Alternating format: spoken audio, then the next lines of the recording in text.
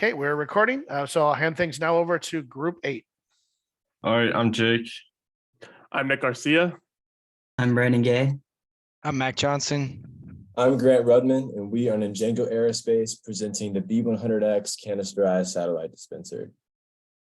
So here's the outline for today. We'll briefly go into the problem that NASA hired us to solve, and then we'll go into our solution, talking about how our CSD works, why we made the design choices that we did, and what sets our CSD apart from other CSDs in the market. Then we'll go into the financials, and we'll have time for questions at the end. So here's the project brief. Humans are going to be returning to the moon in 2025 as a part of the Artemis 3 mission. But before that, NASA wants to send imaging satellites to the moon, called Lewis CubeSats, that they can map the lunar surface at potential landing zones to ensure that there's no obstructions where the Artemis 3 rocket's going to land. So NASA has asked us to design the canisterized satellite dispenser to launch those satellites into orbit, make sure they can get their imaging data, and ensure a successful Artemis 3 mission. But before we designed our CSD, we asked ourselves these three key questions. What is our passion? What are we best at? And what drives our economic engine? And right away, our group decided our passion was space exploration and discovering the unknown. But we didn't really have the answers to the other two questions until we did some more research into the space industry. We found that the biggest barrier to space exploration was cost. Between 1970 and 2000, it cost $18,500 to send a kilogram into space. And though that's been lowered to about $3,000 a day, it's still really expensive. So we decided that our design should focus on being as lightweight as possible so we can save the most amount of money and turn that money into a profit. So when we answer all of these three questions, combine them, you get Django Aerospace and the B100X CSD. So this is our Hedgehog concept. Essentially, this is just a one-sentence summary of what I just talked about. We want to make a lightweight CSD, maximize our profit per kilogram saved, and further space exploration for our customers. So here's the B100X. It has 5 subsystems: a launcher, an enclosure, a door, a CubeSat support subsystem, and a communications and power subsystem. All of that totals to 180 parts, and the mass is 4.43 kilograms, which is well below the 5 kilogram requirement outlined by NASA. Here we have animation of our explosion from our CSD. It's not looking like it's exploding. Not well. Anyways, basically the basic components are a membrane door, which is held on with a cable. We have the 2 side panels, which you can see in yellow, that are held together by a total of 48 screws and then 48 bolts. And then in the back, which we have plenty of photos of, we have our launch plate along with springs and a rear base plate subassembly. So one of the most important subsystem we have on our design is the launcher. So we're sticking with a simple spring-loaded launcher to meet the main customer requirements of reaching between 0.5 and 2 meters per second with a tunable velocity of plus or minus 0.05 meters per second. And the second requirement being that the mechanism does not lose any parts to space after it actuates. So here you can see a rough sketch of the original concept sketch for this design. We basically have 4 linear springs at each corner of the launch plate, as you saw in the previous slide. And it's held down. Once these springs are compressed, it's held down with 4 retainer hooks on the launch plate. And once we're ready to launch the CubeSat, that the motor shown on the bottom there will rotate and pivot those hooks, which would release the platform launching the CubeSat into space. So to ensure that we met the customer requirement of reaching the maximum 2 meters per second of initial velocity, we conducted an energy conservation calculation, converting spring potential energy into kinetic energy, while also taking into account the losses from the friction in the system, and also the energy lost as the CubeSat exits the film door. So Brandon will talk more on the film a little bit later, but we have calculated that it's just under 10 joules for the losses. And so you can see there, once we plug all that in, we hit that 2 meter per second. That should read meter per second. So it says meter per second square. That's a small mistake there. But you can see we meet the customer requirement here, taking into account the total spring force, stiffness, and the mass of everything that's sprung, being the plate and the CubeSat itself. So here, as Max showed you a couple slides ago, the original concept sketch that he came up with for this design, and this is our final rendering of how it actually was implemented. So to start, we have the 4 hooks, which are connected to through standoffs to the enclosure body itself. And then through the standoffs, you just have a little slide spring pin to constrain it, but still allow for the rotation of the hook. And they're going to be connected by Spectra rope, which is a great material because it's super strong, super lightweight, and it can be spliced very easily. So our goal here is to just have some eye splices through the hooks. And then on each side, the ropes will join through another splice in these cable towers, is what I call them, where they'll exit and be thrown on a spool which is rotated by a motor. And we have one for each side. And once the hooks are pulled, that will allow the freedom of the launch plate to translate via the stored energy in the springs. And each spring has a rate of 3.16 newtons per millimeter, which just happens to fit our needs perfectly given their free length and compressed length for each spring. All right, so now we're going to be talking about the actual enclosure of our CSD. So the enclosure includes everything from the CubeSat itself to all the components that are necessary for launch, such as the launch plate, the motors, and all that stuff. As you can see, there are a wide variety of customer needs that are in relation to the enclosure.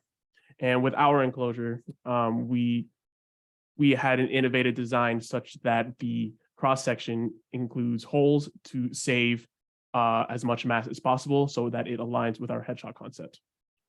So the first customer need that we're going to be talking about is the thermal environment that will be experienced. So we received from the aerospace team that the CubeSat itself cannot undergo temperatures below -10 degrees Celsius. And since we're in outer space, we obviously know that the cold temperatures are of utmost concern.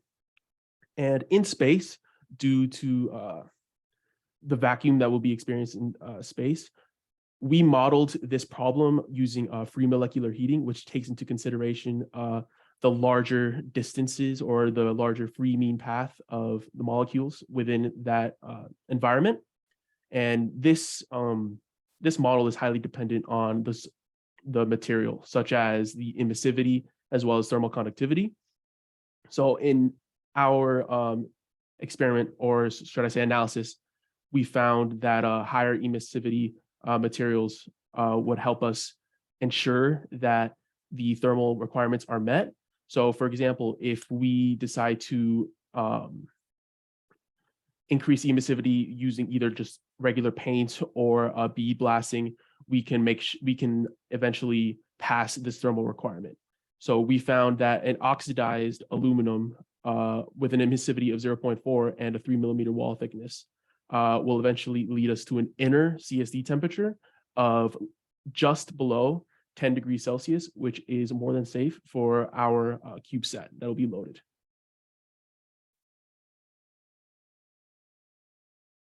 Okay, so one of the most important things that we had to calculate for this design was the actual wall thickness of the enclosure.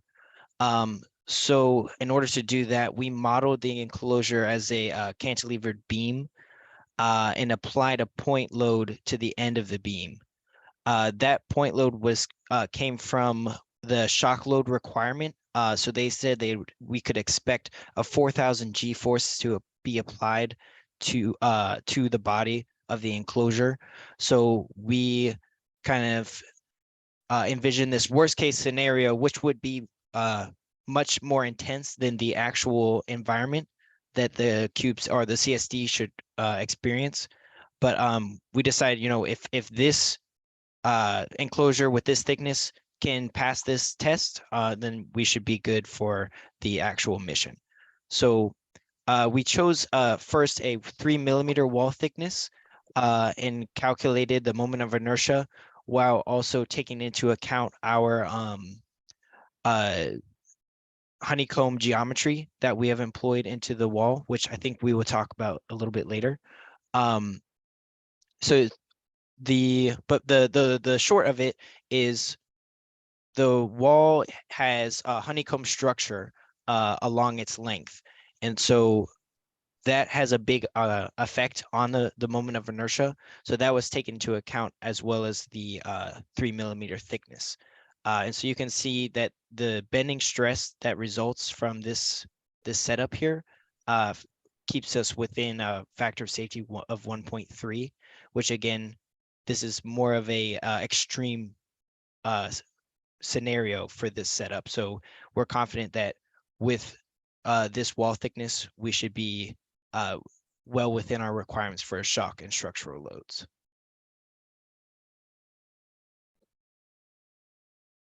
For depressurization and venting, what we decided to do was go with the standard check valve for pipe, and we just happen to have, based on the design of our spring mounting system, some free holes in the rear of our enclosure. Well, really the base plate, but so we decided to insert some check valves in there, which have a minimum opening pressure of 0.5 psi and a maximum operating pressure of 720 psi, which should never really be achieved because, at 0.5 psi difference between the inside and outside atmosphere, the valve will pop open and leak the build and pressure that comes with the increase in altitude inside the CSD out. And so we'll just slowly be leaking to equalize with the atmosphere the whole time. And so, that's a really great method, in our opinion, of equalizing throughout. And our calculation for this was what we called maximum effective vent ratio, which we use the internal volume over the vent area and just needs to be less than 5,080 centimeters. And you can see we achieved about 3,500, which gives us a factor of safety of 1.46. So we feel confident in this design to help our depressurization needs. So next would be our center of gravity calculations. We found some documentation from NASA that specified they take their center of gravity from the center rear, and go positive Z towards the front. So taking it from that location, we find that we have a rear heavy design, which is expected considering all of our electronics and components are in the rear. However, it's still within the tolerance that we were given. And it is also important to remember that once a nearly 5 times, 6 times as heavy object is placed inside of our dispenser, that is going to greatly shift the center of gravity for the whole system, but should still be within constraints. So we're really happy with the balance of ours, and it is pretty symmetric on the x-axis, so that is great. And yeah.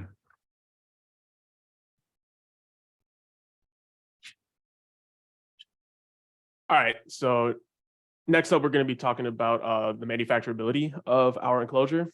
So the method that we decided to choose was 3D additive manufacturing, basically 3D printing using aluminum. So obviously the metal of choice that we need/want to print with is aluminum 7075. This was a direct result for the CubeSat itself. The CubeSat rails for the team that we were working with were constructed using aluminum 7075. And as a result, we needed to make sure that our rails also match that material to avoid any galvanization. Some pros and cons about printing with aluminum 7075 is that it's not as readily available as other materials. And to be able to print this and make sure that it retains its structural rigidity, there are some additional processes that need to be made. However, they're not as extreme as you might expect. Additionally, 3D printing can be quite expensive. However, printing with this material ensures that we have a very strong and rigid enclosure, which is our main goal, while also making sure that we conserve as much mass as possible. Another alloy that has been considered was AISI 10mg, which is more readily available than AL75 and is more easily printable. The main cons were that obviously it's not as strong as 7075, which is, in our opinion, the most important thing, that it needs to be strong. Additionally, it is still relatively expensive because, again, same process, just different materials.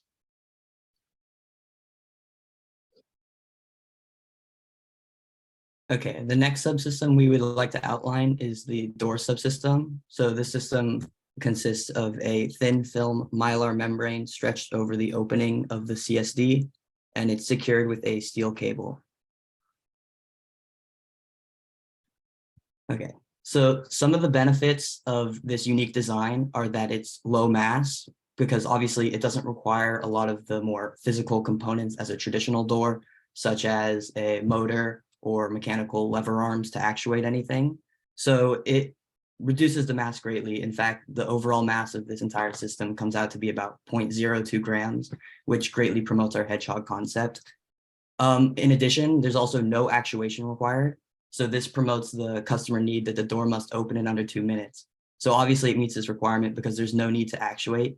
Instead, the motion of the launch mechanism will push the CSD through and burst the membrane. So there's no actual actuation time required. And in fact, the system is ready to launch as is.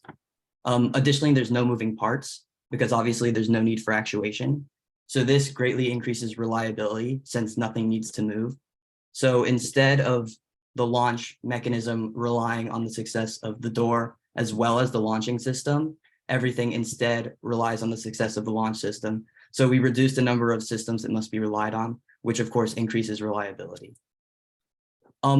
With this unique design, some concerns that come up are limiting debris, because of course we don't want debris to be spread during launch. So in order to limit debris, what we decided to account for this is to introduce stress concentrations through indents in specific parts of the membrane in order to promote predictable localized fracture in certain points and limit debris during launch when the CubeSat bursts through. Additionally, there's overcoming the fracture energy of the membrane because the CubeSat has to be pushed through the membrane. So it's going to lose energy when that happens. And we still need to be able to meet the required launch velocity. So in order to account for this, we developed some equations to relate the punching force to the punching energy, and then the punching energy to the thickness of the membrane. And so after our launching mechanism calculations, we determined that a 2 joule energy loss from having to burst through the membrane was acceptable. And so in order to meet this requirement, a thickness of 0.125 millimeters was chosen as the design thickness. And this is very easy to meet as that's a very common thickness in commercially available Mylar films.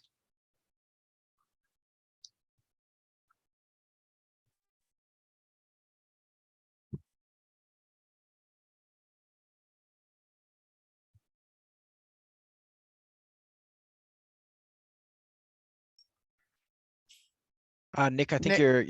your mic. Sorry about that. Yeah. Muted. Okay. So when we think about the CSD CubeSat support, we want to think about any additional shock loads, acoustic loads, and vibrational loads. And this subsystem basically assists us in making sure that all those problems are addressed. So if we go to the next slide. So first of all, we're going to want to talk about a vibrational analysis. So in our design, we included rubber dampening pads, and we use this based off some inspiration from a car engine that uses rubber stoppers. So we believed that implementing rubber dampening pads in our CSD design would be most suitable for ensuring that any vibrational excitation that is experienced is mitigated. When it comes to actually analyzing how the natural frequency or the resonant frequency of our entire enclosure, we assumed it to be a cantilever beam, and using the equation shown, we found that there is a resonant frequency of 319 hertz. And from the aerospace team, we found that the first mode of frequency needed to be greater than 100 hertz, and clearly this meets that demand. And as we stated, these rubber dampers will assist us in reducing any vibrational excitation, acoustic pressures, and shocks experienced. Next, we're going to want to talk about the acoustic analysis. So basically what we did here was we tried to figure out the sound pressure level that would be experienced in our CSD, and using the equation shown such that contact is basically the contact area, and Pref is a reference pressure that is constant. We found that throughout all 4 connection planes, there is a sound pressure level of 51.97 decibels, which is well within our customer needs. So for the next and final subassembly, we're going to be talking about the communications and power. So obviously, for our mission, we need to receive a signal from the CubeSat stating that they are ready to launch. From there, we need to send a signal from ground to our radio to initiate the launch sequence. And through the next slides, we're going to discuss how we were able to ensure that we can meet these needs. So first off, we're going to be talking about the radio chosen, and we went with a GAUSS, or Gauss low power ultra high frequency radio. The reason why we chose this over the wide variety of radios in the market was due to its lightweight and small footprint. Specifically, it's about 37 grams or 0.037 kilograms, which is great for our Hedgehog Concept. However, the minimum receiving and transmitting frequency is only around 400 megahertz, which does not meet our X-band radio requirements alone. As a result, we need some additional assistance. The next slide, yeah. So that additional assistance comes from our EnduroSat X-band patch antenna. So again, the reason why we chose this antenna over the wide variety of antennas out there is due to its extreme lightweight and very small footprint, as we stated. This is only 2.2 grams, as well as, again, just very small. And this is able to provide us to make sure that we are within that X-band range. Specifically, X-band range is from 8 to 12 megahertz, or sorry, 8 to 12 gigahertz. And the minimum range of this antenna is 8 gigahertz or 8,000 megahertz, which is clearly perfect for our customer need. Additionally, this is able to connect directly with our radio via coaxial cable. All right, next slide. Next up, we basically have a discussion about the power as well as the wiring selection and a wiring diagram. So first of all, throughout our entire communications and power subsystem, we went with a 10 gauge wire. And one of our needs was that there should not be any leakage over 0.75 milliamps. And using the equation shown, we find that 2 feet, 10 gauge wire provides us with a maximum current leakage of 0.22 milliamps, thus giving us a factor of safety of 3.41. Jake. So for the wiring diagram that we have here, we decided to go with the DB9 female connector. Well, that's just the females because the rocket will most likely have a male. But it's a 9-pin connector, which is pretty standard, where we can grab our voltages from the rocket, and we'll be supplied 28 volts of current. Well, we have 12-volt motors and a low-powered radio, so really we'll have a custom PCB design that has onboard voltage regulators, so we can downgrade our voltage for our electronics. And that'll supply power again to the motors as well as the radio. And then when the radio receives its launch signal, The PCB will also facilitate the actuation, like engaging the power to the motors to pull the cables and therefore launch the plate and the CSD.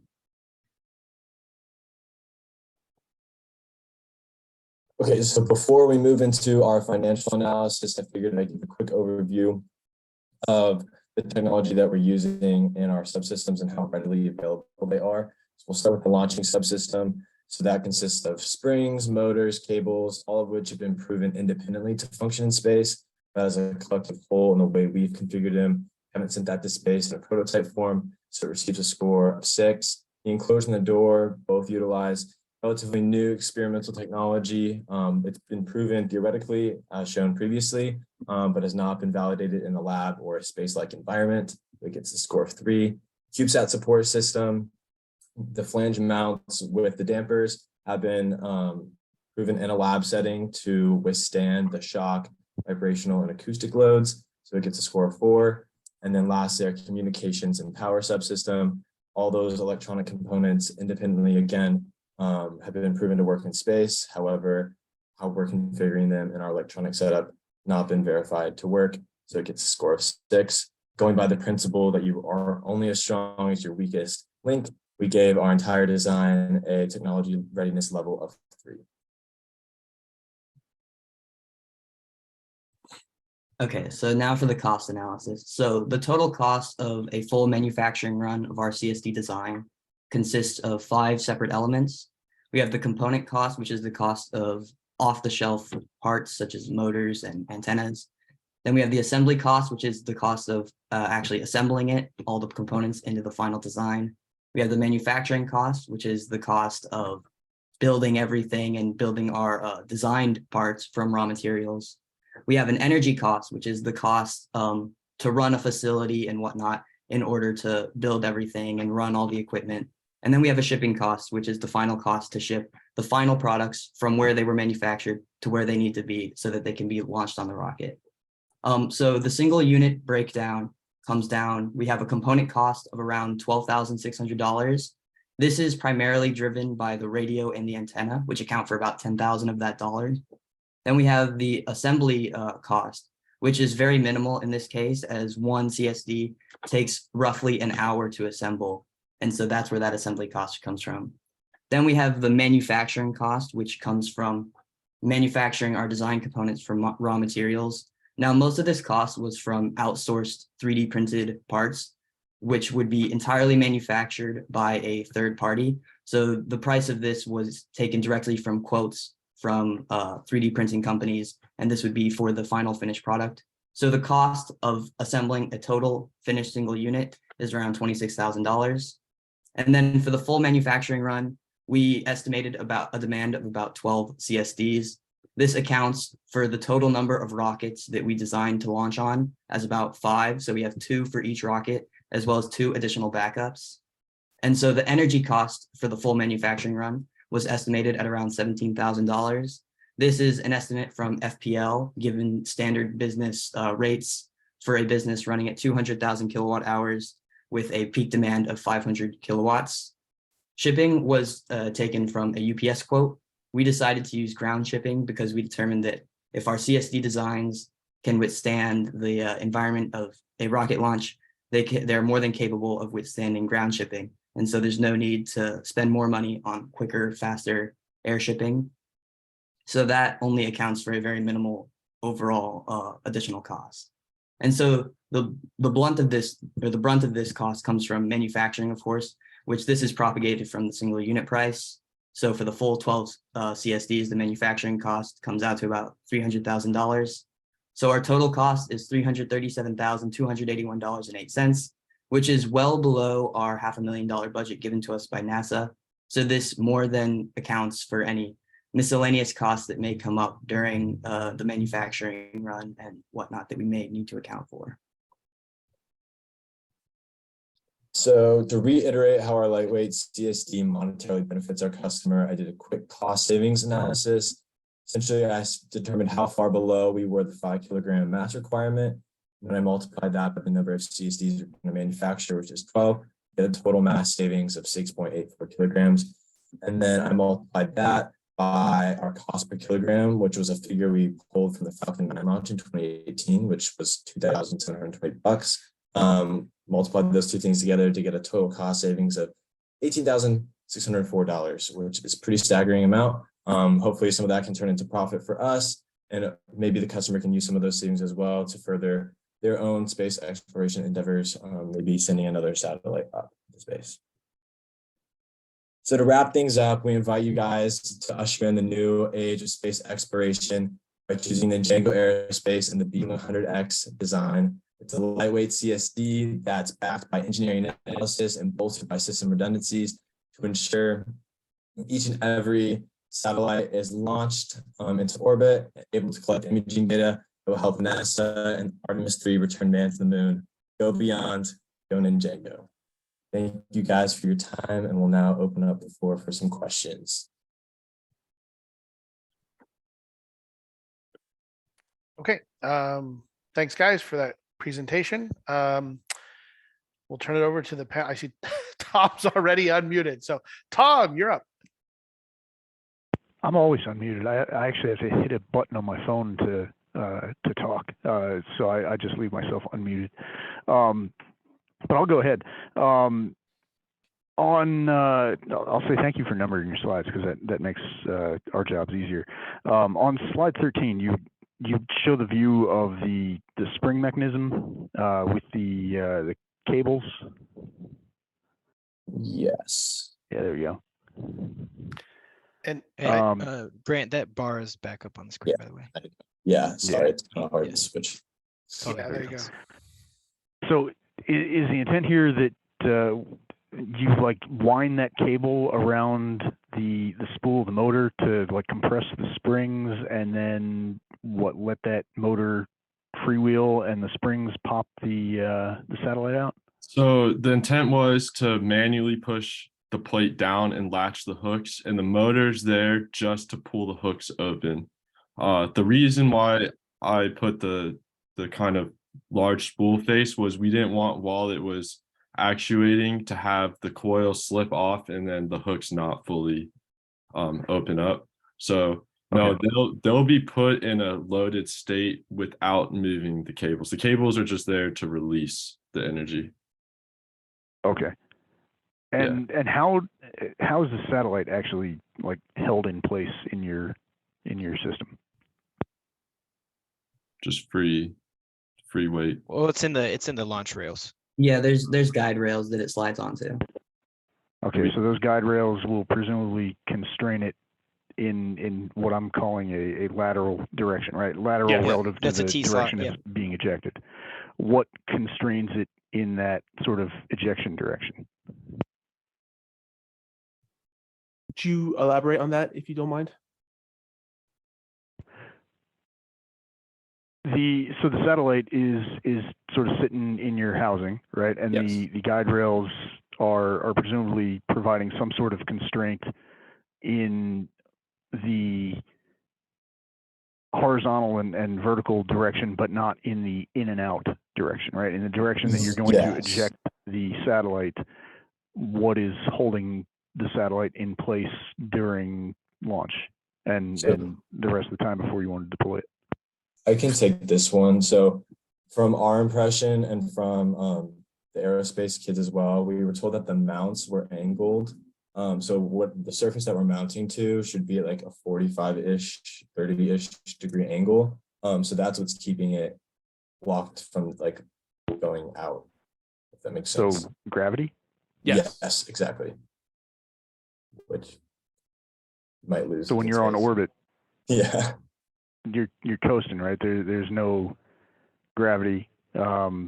You've got some sort of shock load, which is going to, presumably impart some, I'll call it axial, relative to your system acceleration of your spacecraft. Is there no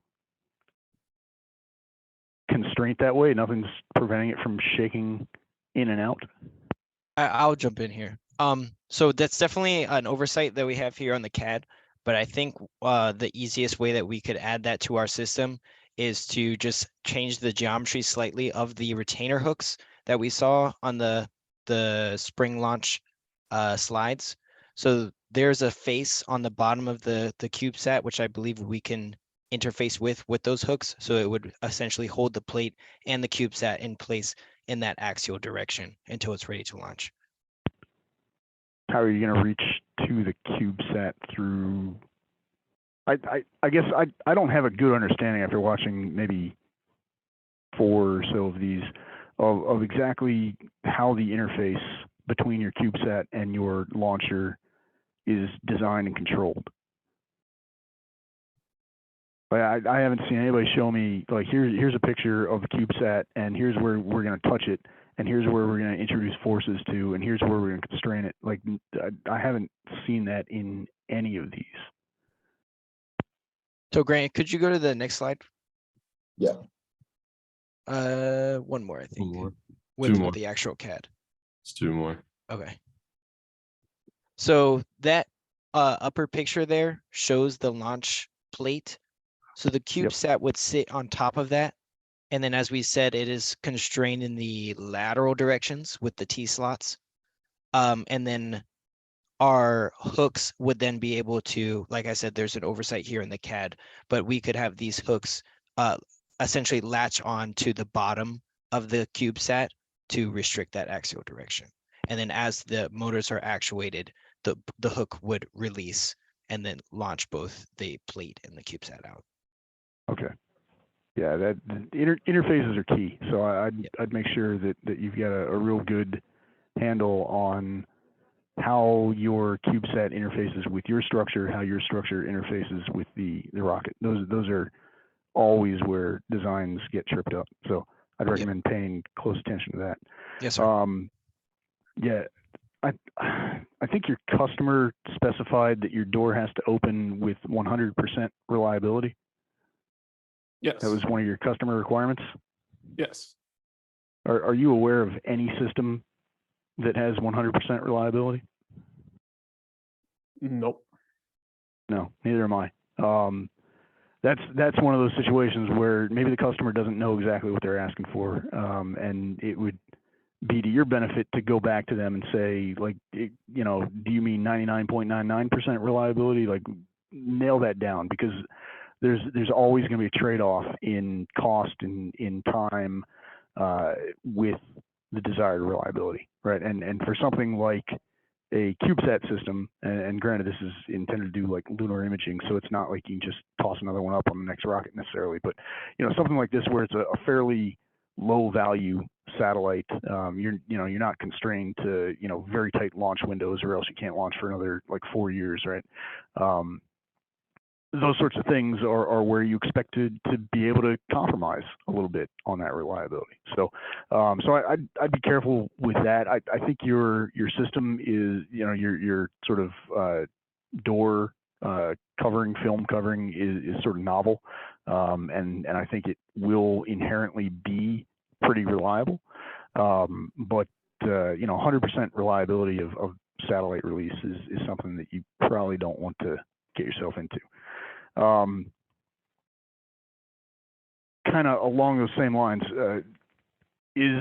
have you communicated to your satellite team, or is there some sort of interface control that they're going to be expected to punch through a film like that? Not directly, I don't believe. Okay. Again, that's an interface, and might be surprising to them that they might have things hanging off the side of their CubeSat that don't want to be scraped against that flapping film as it comes out. I don't think that would pose much of a problem, but that is an interface to be considered. Let's see. What else do I have? Your factor of safety, when you were doing the analysis of the load on slide 16. Yeah, I'm going to echo Dr. Trauma. If you were watching the chat, I think you said that he loves that you idealized it like this, and I'm going to echo that. Right, this is you know, anything you can do to not do a FEM is great, and I love it because people put way too many FEMs and they always get the FEMs wrong. So so not doing that and doing a hand calc simplified like this is great. The 4000 G force, I'm assuming you're accounting for the entire weight of your system. Oh, heat transfer. Well, okay, well, that's fine, but I love this, and this is great too, Dr. Traum. The load that you're applying here, I assume that's 4000 G times the weight of the satellite That's plus correct. the weight of the of your housing container. All right, so you did that. You applied it in a conservative manner. I think that's great. You'd mentioned something about a honeycomb construction, and that was going to pop up later. I'm not sure I followed what you were talking about there. Okay, yeah. So Brandon, you can help me with this. So right, so those hexagons or that 3D printed part has the kind of a rough idea of what we would want our wall to look like. And so in practice, they would be hexagonal in shape. So this is like a big weight saving thing for us. And so I just made sure to include those that geometry in the moment of inertia calculation because we felt like it would be kind of very consequential in terms of the actual bending stress calculations when you're kind of poking holes in the Okay. structure. So you're talking about a 3 millimeter thick wall, which would be something like the distance between the fingertips, and then most of that wall would be hollow, empty space. Essentially, yeah. And then Brandon, you can also Okay. talk a little bit more on the. Right, yeah, so If you the have anything pictures else. you're seeing right now, the wall thickness that's the actual size of it. I mean, obviously you could see the fingers holding them there. That's like a reference. Yeah. That will be actual size. And that was printed by a hobbyist 3D printer. So it's not gonna Yeah. have as Yeah, it looks high. like plastic, right? Yeah, yeah. exactly. Yes. It's PLA. Mhm. Okay. Not So gonna have what? as says. So, We so that have a overall, picture. the wall of that square is on the order of 3 millimeters thick, and then the overall square is on the order of what, maybe 2 centimeters or so. About, yeah. Yeah. Okay. And then that 2 centimeter thickness is the wall of your box. No, so the wall of the box is the wall of this. This is just a miniaturized form for sort of like a proof of concept. Oh, okay. All right, I think I understand that. So your 3 millimeter wall is going to have these like holes running along the axis that you're printing in. Correct. If you go to the picture with the damping pad, like the bracket there, that I think it's the next one, 23. Yeah, you can kind of see it there. Okay, and man, is there something that drove you to a 3D printed enclosure as opposed to just sheet metal? Yeah, so it was that honeycomb design. We felt the most effective way to manufacture such a complex shape was using 3D printing. I mean, yeah, I certainly don't think you'd want to manufacture that particular shape in any other way. I guess my concern or question is why choose such a complicated shape? One of the things that we also felt would help with this honeycomb structure, the first thing would be the weight savings. And then secondly, we felt like having the honeycomb structure going through the wall like that would help with heat transfer. So acting as a way to kind of limit the amount of heat that got transferred through the wall of the enclosure into the inside. Also, we did do a comparison where we compared just making the wall thinner but solid versus making it thicker with the hexagonal shape. And we achieve better weight saving properties when we do the hexagonal shape over just making the wall thinner. I would suggest that a more traditional manufacturing technique would probably help you out on cost. And if that was something like a aluminum sandwich plate, right, where you've got a layer of aluminum and then foam and then aluminum on the inside, would achieve essentially what you're going for here, maybe even better, and just be much easier to manufacture and deal with. So So I would consider that, not that that's necessarily the right answer, but I think, if you looked at a trade between those two different methods, you might wind up there. Mhm. Yeah. One question I have for you, you're saying having an aluminum sheet, like sheet metal, and then foam in between, and then another sheet? Yeah. Okay. All right. So that's what I've got. I know there are some other folks who might have some questions, so I'll kind of shut my mouth for a little while. Okay. Um, Go for it, Sydney. I had a couple questions. I apologize, my camera. Oh, no, it's working. It might cut out randomly. Um, so can you go to your price, please?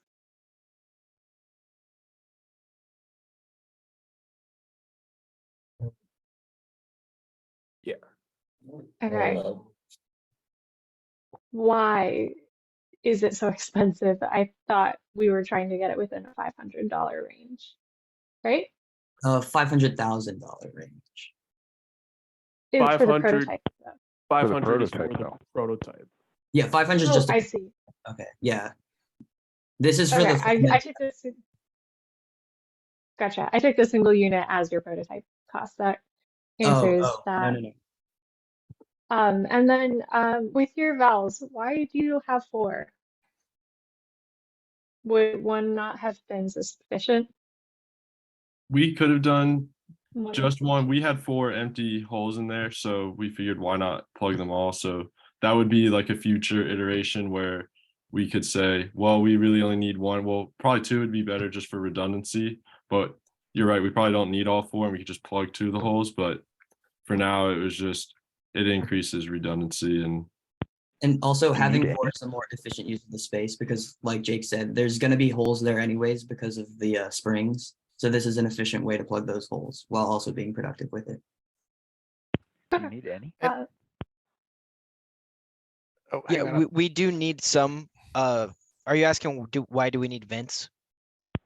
Or Well, valves? I'm asking, why do you need a valve in your vents as opposed to just leaving it open?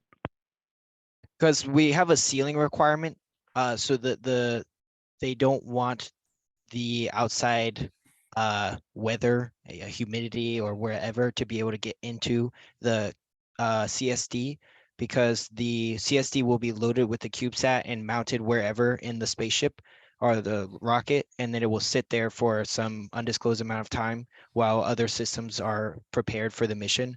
So it has to be able to be sealed, so everything inside that CubeSat is kind of protected. Right. There was a contamination concern that they. Yeah, that's much better way to say that.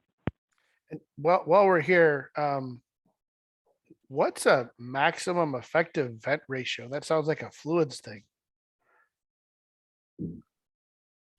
A better way to explain it, I guess it's basically just trying to understand how well you're able to vent something out.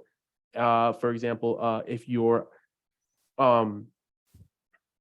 basically what it's trying to say is, for example, let's just say your internal volume is very high while your effective vent area is too low. That means your actual vent that you have isn't going to be as effective as something with a low volume and high vent area, such that it can be it could vent such that it could vent easier. So the lower the MEVR, the better. That's how we were going about it. And this was something that was defined in like the NASA handbooks. So we didn't make this up. Oh, okay. Yeah, that was my next question is did you guys Oh, just make no, this yeah. thing up? No, okay. Yeah, no. So this is some weird NASA thing. Yeah. Yeah, we have the source attached to that on this slide. Gotcha. Okay. And so their number for like all situations, all cases is 5,080 centimeters is the magic number. From the research we've done, that's what we've come across, yes. But we may need to go look into that one more time. But so far from what we've seen, that's the number. Okay. Any idea where that comes? So the reason I'm asking is I've never, I'm a fluids guy and I've never heard of maximum effective vent ratio. But then again, half of the stuff that NASA has come up with, that's why we have SpaceX, right? So, um, do you have any kind of explanation as to what it actually means, like what the how that number is derived, right? Like, so my, my analogy is the Reynolds number, right? It's for internal pipe flow. The magic Reynolds number for laminar flow is 2,300, which is basically determined experimentally, unless you're Stanford. And so where does this number 50-80 centimeters come from? So when we were doing our research, we found that this document specifically stated this 5,080 centimeters. However, it didn't go too in depth discussing about where that 5,080 centimeters came from. However, this was from a CubeSat deployer source that talked about how their CubeSat behaves in these missions. And again, when it came to the venting section from the source, it only talked about the MEVR, the maximum effective vent ratio, and it didn't go too much in depth about it, besides just that it shall not exceed this given amount. So unfortunately, we don't at the moment, we don't have too much information as of why they chose 5,080. However, we believed that from where we got the source from and the research that they've done in their in the source, we believe that we were able to use this as a general, relatively good baseline for our analyses. Okay, and then so we, by just weird coincidence, know an awful lot about these check valves because we did this as a reverse engineering report. Was it last semester, 2 semesters ago? I try to block that stuff out. But when you say effective vent area, is that just the cross-section, the cross-sectional area of the hole that the vent is sticking in, or is that actually the true, like, the cross-sectional area available for the air to actually traverse through the vent? And my worry is, okay, yes, you're at 1.46 factor of safety, but if that effective vent area goes down by just a little bit, you're now up over this number and you're in the danger zone. And we found that, in fact, this semester in the RER, we found that to be true with the nozzle, right? With the cross-sectional area of the nozzle was not actually the cross-sectional area of the water flow through it. So are you confident that you're truly under this threshold? So the area, there's a small gap in between the hole that we've inserted it as and the actual valve itself. That hollow area, that kind of, think about it as like a donut, that area is the area that we used. Okay, so it is the area internal to the valve. It's not the area of the hole that the valve's sitting in. Okay, all right. Yeah, no, this is interesting because I 1,000 years ago I wrote a paper on blower doors, which has nothing to do with this, but it's a technique that basically HVAC researchers and technicians use to determine how many like air changes per hour are occurring inside a building, and like it seems to me that this same idea would have popped up in the world of blower doors, and I've never seen it before. And the reason that popped into my head is because every so often I get pinged when a paper that I wrote in the past got cited, and that blower door paper got cited a couple of days ago by somebody. I have no idea who bothers reading that stuff, but so I'm like, whoa, how come I didn't know about maximum effective vent ratio when I was doing blower door research? So anyway, I'll have to follow this. You said that the document that includes the description of it is this thing down here in the corner. I actually found what it says about it. Oh, okay. I can just read it for verbatim. It's pretty short, which I think is why this is coming. Yeah. It says section. So I'll read you the title of the document after, but section 4.4.2, venting. The maximum effective vent ratio, MEVR, of the CubeSat structure and any enclosed containers internal to the CubeSat shall not exceed 5,080 centimeters. The MEVR is calculated as follows, which is exactly what we have in the PowerPoint. And then effective vent area shall be considered as the summation of the unobstructed surface area of any vent hole locations or cross-sectional regions that air could escape. That's it. That's all it says. And so that's from NanoRack's CubeSat deployer, and that's interface definition document. Gotcha. Interesting. So, So- okay. Yeah. So I have to dig. This is the beginnings of a very interesting fluids question, right? It's my guess is that the reason that number is the way it is because if you think back, even further back before fluids into your thermo class, you guys were doing like piston cylinder devices, right? And there's always a logarithm in there somewhere. And this is just a guess, but I bet you that number is the number where the logarithm is basically flat enough that you can treat it as linear. I bet that's what that is. Like, so you don't have to worry about like some logarithmic decompression time. Anyway, I'm Interesting. okay. Yeah, I'm I nerdy. dropped yeah, Dr. Trump, I dropped a link in the chat there. It's a NASA PowerPoint. It's a history of venting, which it's pretty short. It just adds a little bit of cool. more Okay. context to that. Hopefully Yeah. that might help. Yeah, And I'll you'll look at find that I think they say yeah, maximum effective vent ratio must be less than 2,000 inches in this one, which is 5,080 centimeters. Gotcha. Okay. Cool. Yeah. Sorry, I'm nerding out on a very fluidy detail here. So I'll stop. And actually, speaking of stopping, we have our next session that starts at 4:05. So and we've run way over, but you know, I'm like physically incapable of stopping these things in a timely fashion. So we have time probably for one more question from the panel if there are any more questions.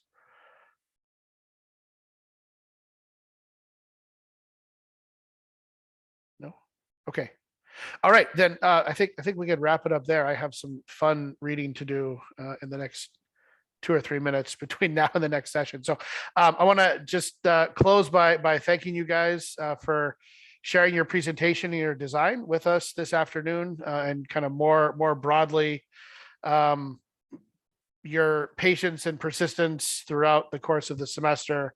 I think I've maybe mentioned to some of you individually, but I'll say it for the benefit of the group that this class, at least by some of my mechanical and aerospace colleagues, is considered to be the final boss.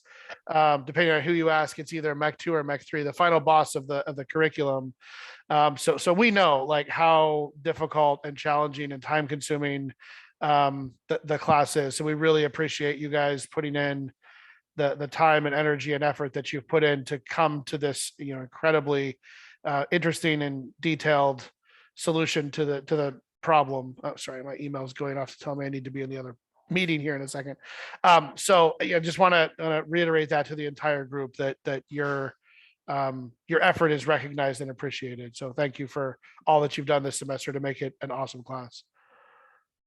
Thank you. Thank you, Dr. Trump. Thank you, Thank Dr. you. Trump. Thank you, TAs. Thank you, TAs. Great job, guys. Thank you. Thanks. Thanks. Go Gators. Go Gators. Thank you. Thank you. All Have a right. good rest of your day. Very good. So I'll stop recording.